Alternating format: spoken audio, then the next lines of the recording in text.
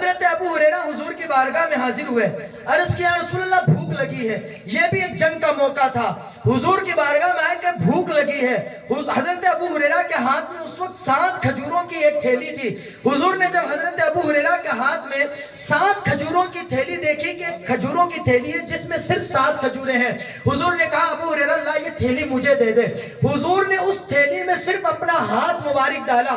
صحابہ کرام جنگ سے فارغ ہونے کے بعد بھوک کی شدت تھی، صحابہ کھانا کھانے کے لیے حضور کی بارگاہ میں گئے۔ حضور نے وہ 7 کھجوروں کی تھیلی میں اپنا ہاتھ مبارک ڈالا اور کہا ابو ہریرہ اب یہ کھجوریں بانٹنا شروع کر دے، یہ کھجوریں تقسیم کرنا شروع کر دے، تو خود بھی پیٹ بھر کے کھا، صحابہ کرام کو بھی کھلا۔ جب حضرت ابو ہریرہ نے جنگ میں شریک تمام صحابہ کو 7 کھجوروں سے پیٹ بھر بھر کے کھانا کھلایا، آخر میں دیکھا تو ان تھیلی میں 7 کی 7 کھجوریں موجود تھی۔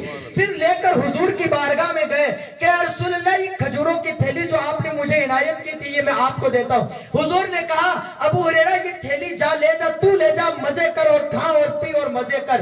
ابو ہریرہ کہتے ہیں کہ میں وہ 7 کھجوروں کی تھیلی لے کر آیا گھر، میں ان 7 کھجوروں سے میں کھاتا رہا، میرے علاقے والے کھاتے رہے، میرے گھر والے ان 7 کھجوروں سے کھانا کھاتے رہے، پیٹ بھر بھر کے کھاتے رہے۔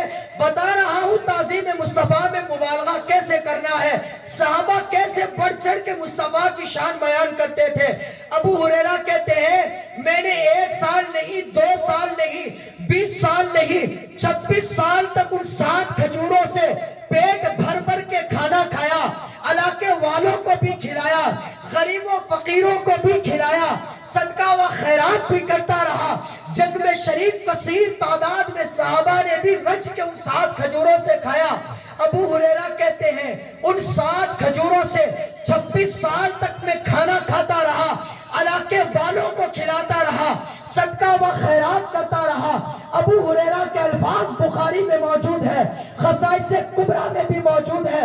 ابو ہریرہ کہتے ہیں 26 سال کے بعد حضرت عثمان غنی کی یوم شہادت پہ وہ تھیلی مجھ سے گم ہو گئی۔ ابو ہریرہ کہتے ہیں اگر وہ تھیلی مجھ سے نہ گمتی نا، آنے والی میری نسلیں کھاتی لیکن وہ 7 کھجوریں ختم نہیں ہوتی۔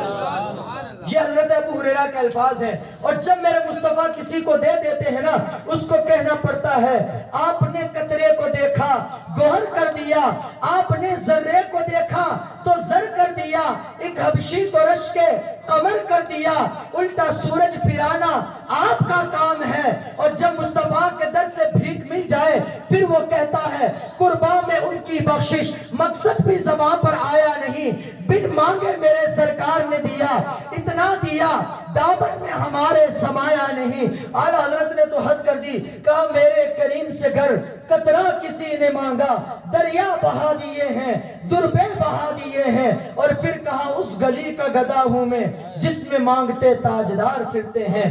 اللہ